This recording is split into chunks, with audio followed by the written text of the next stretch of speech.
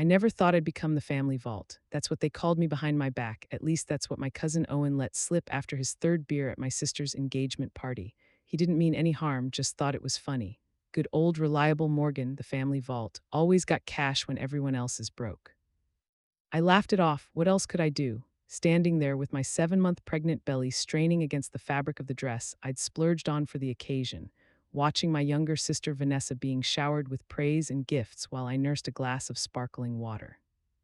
Your sister has always been the ambitious one, my mother had said earlier that day, as if I hadn't worked 60-hour weeks for the past 5 years to keep our family afloat, as if I hadn't put my own dreams on hold to help pay for Dad's medical bills after his heart attack 3 years ago. As if the down payment for this very house, the one my husband Nathan and I had scraped together by living in a studio apartment for 2 years, hadn't been partially diverted to cover Vanessa's college tuition when she decided state school wasn't good enough for her. The call came on a Tuesday morning, just as the first hint of spring was starting to emerge. I was standing in our kitchen, absent-mindedly rubbing my swollen belly while staring out the window at the cherry tree that Nathan had planted when we first moved in. "It'll grow with our family," he'd said, his eyes full of promise.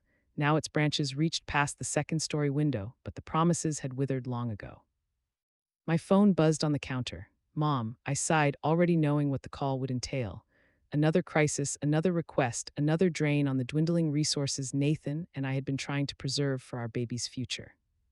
"Morgan, sweetheart," my mother's voice was honeyed, the tone she reserved exclusively for asking favors. "How are you feeling? How's my grandbaby doing?" "We're fine, Mom," I replied, leaning against the counter to take some weight off my aching back. "Just tired." "Well, I won't keep you long then. I was just calling because there's a small issue with Vanessa's graduation trip." My stomach tightened, not from the baby this time. You know how important this is for her, graduating with honors and all. The Japan trip with her friends is all she's talked about for months. I closed my eyes, already knowing where this was headed. What about it? "Well, the travel agency needs the final payment by Friday, and your father and I are a little short this month.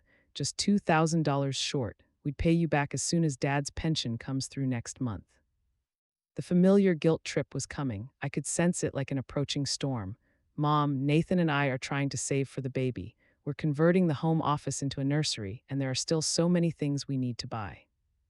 "I understand, sweetheart, but this is Vanessa's once-in-a-lifetime trip. You wouldn't want her to miss out, would you? Especially after how hard she's worked. You know, she's always been the sensitive one." There it was, the subtle reminder that Vanessa was somehow more deserving, more fragile, more in need of protection than I ever was. I'd heard variations of this sentiment my entire life. Morgan is the practical one. Morgan can handle disappointment. Morgan doesn't mind. "I'll see what I can do," I said finally, knowing I would end up transferring the money despite the sick feeling in my gut. "I need to check our accounts first." "You're an angel, darling. I don't know what we'd do without you." After hanging up, I opened our online banking app, scanning through our recent transactions while absent-mindedly running my hand over my belly. The baby kicked, as if sensing my distress. That's when I saw it, a charge I didn't recognize. A $3,500 payment to Sunrise Travel Agency, dated 3 days ago. My blood ran cold. I never made that purchase. I scrolled through more transactions, finding several smaller charges from restaurants in our city that I hadn't visited, clothing stores I hadn't shopped at, all within the past 2 weeks, all unfamiliar. With trembling fingers, I called the credit card company.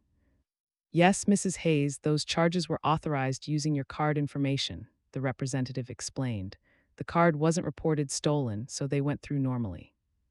"But I didn't make those purchases," I insisted, my voice rising with panic. "Let me check the details." The Sunrise Travel Agency charge was made in person at their downtown location. The cardholder presented ID. A cold certainty settled over me. There were only 3 people who had access to my credit card information: me, Nathan, and my mother, to whom I'd given my card details just in case of emergency last year when my father was in the hospital. I ended the call and immediately dialed the travel agency. "Sunrise Travel, how may I help you?" a cheerful voice answered. "Yes, hello, I'm calling about a charge on my credit card for $3,500 made a few days ago. I need to verify who made this purchase." "Of course, I'd be happy to look into that for you. May I have the name on the account?" "Morgan Hayes." One moment, please. Ah, yes. That payment was for the Japan graduation package for Vanessa Sullivan. The payment was made by Diane Sullivan, who presented herself as the cardholder's mother with authorization to use the card. My mother had used my credit card without my permission to pay for Vanessa's trip, and then had the audacity to call me asking for more money for the same trip. The realization hit me like a physical blow, leaving me breathless and nauseated. I thanked the agent and hung up, then sank down onto one of the kitchen chairs, my hands shaking. The baby kicked again, harder this time, as if urging me to action, but all I could feel was a numbing sense of betrayal that spread through my body like ice water. How long had this been happening? How many times had they used me like this?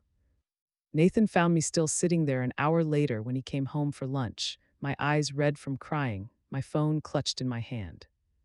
"What's wrong? Is it the baby?" he asked, immediately alarmed. I shook my head and wordlessly showed him the credit card statement on my phone. He scanned it, his expression shifting from concern to confusion to anger. "Your mother did this?" he asked, his voice tight. "She used my card to pay for Vanessa's graduation trip to Japan, and then she called me today asking for another $2,000 for the same trip." Nathan's jaw clenched, the muscle twitching beneath his skin. He'd never been a fan of my family's frequent financial requests, but he'd respected my decision to help them. This, however, was different. "Morgan, this is theft," he said quietly. "This is a criminal offense." "She's my mother," I whispered, though the words felt hollow even to my own ears. "And you're about to be a mother too," he replied, resting his hand on my belly. "You need to think about our child now, about our future. This has gone too far." I knew he was right. Something fundamental had shifted inside me. The years of being the responsible one, the reliable one, the family ATM, it had taken its toll. And now, with evidence of outright theft in my hands, I couldn't ignore the reality any longer. "What should I do?" I asked, feeling helpless for the first time in years. Nathan knelt beside my chair, taking my hands in his. "First, we report the card as stolen and dispute the charges. Then we look through all our accounts to see if there's anything else suspicious. And then," he paused, squeezing my hands gently, "you need to confront your parents." The thought made my stomach clench with anxiety. In our family, confrontation was avoided at all costs. Problems were swept under the rug, grievances buried beneath layers of forced pleasantries. But Nathan was right. This couldn't continue, not with a baby on the way, not with our financial future at stake. "Okay," I nodded, feeling a strange sense of resolve crystallizing within me. "Let's do it." We spent the rest of the afternoon combing through our financial records. Nathan took the day off work, and together we uncovered a pattern that made me physically ill. Small charges at first, a dinner here, a shopping trip there, gradually escalating to larger expenses. All told, almost $15,000 had been siphoned from our accounts over the past year. But the most shocking discovery came when Nathan suggested we look at our mortgage statements. We'd been making extra payments for 2 years, trying to build equity faster and reduce our interest costs. At least, that's what I thought we were doing. "Morgan," Nathan's voice was strained as he showed me the screen. "The extra payments you've been making aren't going toward the principal." "What? That's impossible. I set up automatic transfers specifically for that purpose." "The transfers are going out, but they're not reaching the mortgage company. Look," he pointed to our bank statements, then to the mortgage statements. The numbers didn't match. With growing dread, I called our financial advisor, Kyle. "I was wondering when you'd notice," Kyle said after I explained the situation. His voice was carefully neutral, professional. "I tried to bring it up during our annual review last month, but your mother said you were aware of the arrangement." "My mother? What does she have to do with our mortgage payments?" There was a pause on the line. "Morgan, your mother has been receiving the extra payments. She provided a letter of authorization with your signature directing the funds to be transferred to your parents' account instead of toward your mortgage principal. She said it was a family arrangement to help with your father's medical expenses." The letter was a forgery, the arrangement was a lie, and Kyle had believed it because why wouldn't he? What daughter wouldn't help her ailing father? What daughter would question her mother's honesty? A daughter who had been used as a family vault her entire adult life, that's who. I ended the call and looked at Nathan, who had heard everything through the speakerphone. His face was a mask of controlled fury. "Enough is enough," he said quietly. "This ends now." For the first time in our marriage, I couldn't agree more. The next morning, after a night of restless sleep and intense discussion, I had a plan. Nathan wanted to involve the police immediately, but I convinced him to let me handle it my way first. This was my family, my battle to fight. I started by calling the credit card company again, this time disputing the charges and reporting the card as compromised. I closed the account and opened a new one with a new number that I memorized instead of writing down. I did the same with our banking information, creating entirely new accounts at a different bank. Then I called Kyle and revoked any authorization my parents might have claimed to have over our finances. I requested copies of the forged documents, which he reluctantly provided after I made it clear that legal action was a possibility if he didn't cooperate. With the immediate financial hemorrhage stopped, I turned to the more difficult task, confronting my parents. "Should I come with you?" Nathan asked as I prepared to drive to their house. It was a Saturday morning, and I knew they would both be home. I shook my head. "I need to do this myself, but thank you." I rested my hand on his cheek, drawing strength from his unwavering support. "I'll call you if I need you." The drive to my childhood home took 20 minutes, each mile heightening my resolve. I had spent years being manipulated, guilted, and exploited. It was time to break the cycle, not just for me, but for my child. My parents lived in the same house where I'd grown up, a modest 3-bedroom ranch-style home in a quiet neighborhood. My father's old Buick was in the driveway alongside my mother's newer SUV, the one I now realized had probably been financed with my diverted mortgage payments. I parked behind the Buick and sat for a moment, gathering my courage. The baby kicked as if providing encouragement. With one hand on my belly, I grabbed the folder of evidence with the other and made my way to the front door. Mom answered after the second knock, her face lighting up at the sight of me. "Morgan, what a lovely surprise. Come in, come in." She ushered me inside, calling out to my father. "Richard, Morgan's here." Dad emerged from his study, newspaper in hand, looking exactly as he always did. Reliable, solid, the foundation of our family. Or so I'd always believed. "There's my girl," he said warmly. "And how's my grandchild doing today?" The easy way they welcomed me, as if they hadn't been stealing from me for years, made the betrayal cut even deeper. But I maintained my composure, declining my mother's offer of tea. "I need to talk to you both," I said, my voice steadier than I expected. "It's important." Something in my tone must have alerted them, because my mother's smile faltered, and my father lowered his newspaper completely. "What's wrong, sweetheart?" Mom asked, her concern seeming genuine. "Is it the baby?" "No, it's not the baby." I opened the folder and laid out the bank statements, credit card bills, and copies of the forged authorization letters on their coffee table. "It's about this." They stared at the papers, neither speaking. My father's face drained of color while my mother's cheeks flushed red. "I know everything," I continued, my voice growing stronger with each word. "I know you've been using my credit card without permission. I know you forged my signature to divert my mortgage payments. I know you've stolen nearly $15,000 from me in the past year alone." "Morgan, that's a very serious accusation," my father finally said, his voice carrying the authoritative tone he'd used throughout my childhood whenever I'd questioned anything. "Your mother and I have always supported you." "No," I cut him off, surprising myself with my boldness. "You've supported Vanessa, you've supported yourselves, I've supported all of you, and you've taken advantage of that at every turn."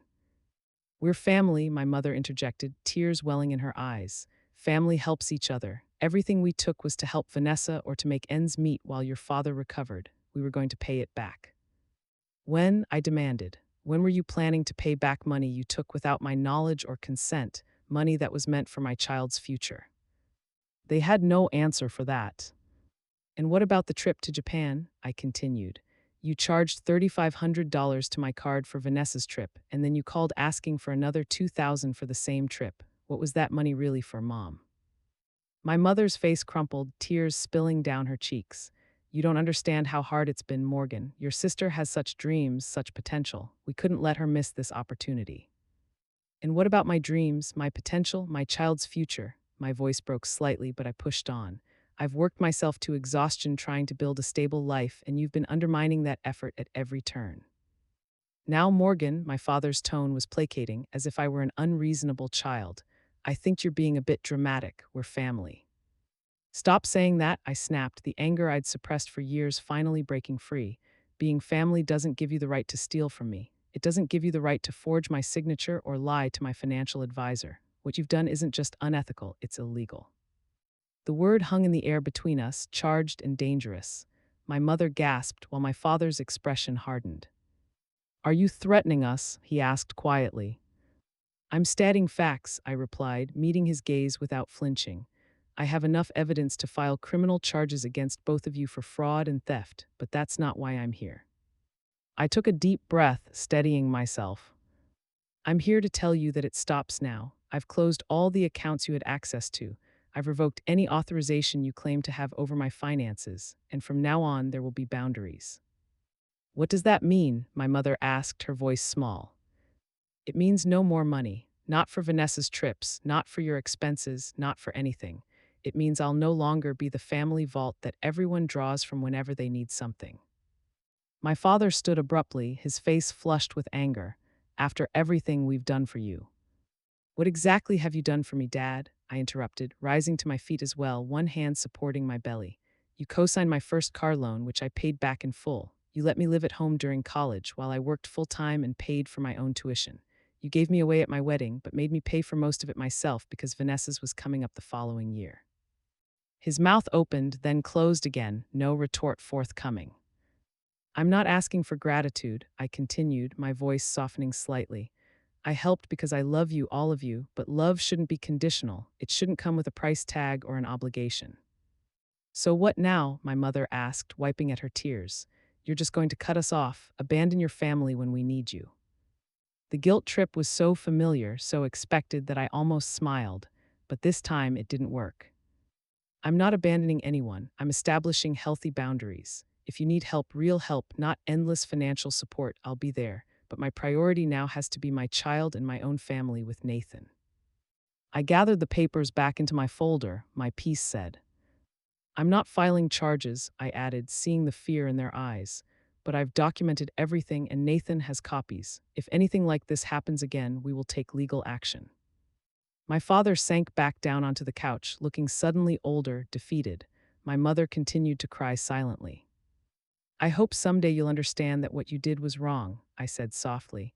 I hope someday we can rebuild our relationship on honesty and mutual respect, but for now I need space. As I turned to leave, my mother called after me. Morgan, please, what about your sister? What will we tell Vanessa about her trip? I paused at the door, a sad smile crossing my face. Tell her the truth, Mom. Tell her that the family vault is finally closed. The weeks that followed were both liberating and painful. True to their nature, my parents told Vanessa a twisted version of events, painting me as selfish and uncaring. She called me in tears, accusations flowing like water. How could I be so cruel, so selfish? Didn't I care about her future? I listened calmly, then told her my side of the story, offering to show her the evidence if she wanted to see it. She hung up on me and blocked my number. The family I had sacrificed so much for had turned against me, just as Nathan had predicted they might. But strangely, it hurt less than I expected. The relief of no longer carrying their financial burdens outweighed the pain of their rejection. With our finances finally under our control, Nathan and I focused on preparing for our baby. We finished the nursery, attended birthing classes, and began to dream about the future again. For the first time in years, I felt hopeful, unburdened. 3 months after my confrontation with my parents, I gave birth to a healthy baby girl. We named her Lily after my grandmother, the one person in my family who had always seen me for who I was, not what I could provide. Holding Lily in my arms, I made a silent promise. She would grow up knowing her worth wasn't measured by what she could give others. She would never be anyone's fault. A week after we brought Lily home, a small package arrived.